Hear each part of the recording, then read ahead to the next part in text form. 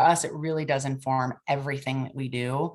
And it's critical, in my opinion, and in the programs that I support, that we have systems in place to regularly review data. So, for example, we have a school-wide PBIS team that looks at school-wide data monthly and makes action plans around it.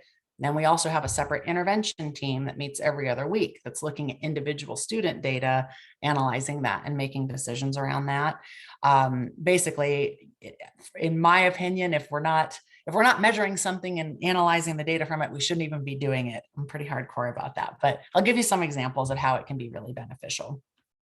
Because really we can't, if we're making changes without looking at data and seeing if it's moving things in the direction that we want, we don't know if it's working, we don't know what's working, so on and so forth.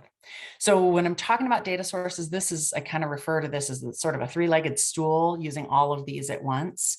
Outcome data are things like behavior referrals or safety violations. We can look at pro-social behaviors too. So I look at live school data and look at how often students are getting reinforced and what they're getting reinforced for, either on an individual level or program-wide.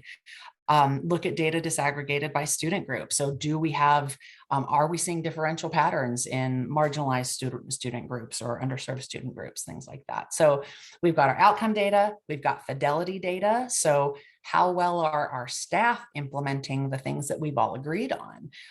If that's where the problem lies, is that we're not doing it consistently, then we know what our action plan is, versus if it's something, if we have to make an action plan that addresses issues with students. And then survey data. I rely on survey data a lot. We need to know if what we're doing is valid for our students and our families and our community partners. And so that might be surveys about school safety or school climate, or input about what do you want in your school store? What do you think this expectation should be? Sometimes I take the survey data and go back to the students and I say, wow, look at how much this dropped compared to last year. Let's do a data walk and kind of look at this data and come up with suggestions about how we could boost your confidence in these areas of school climate or something. So all of these really kind of fit together, and it will help inform our action planning.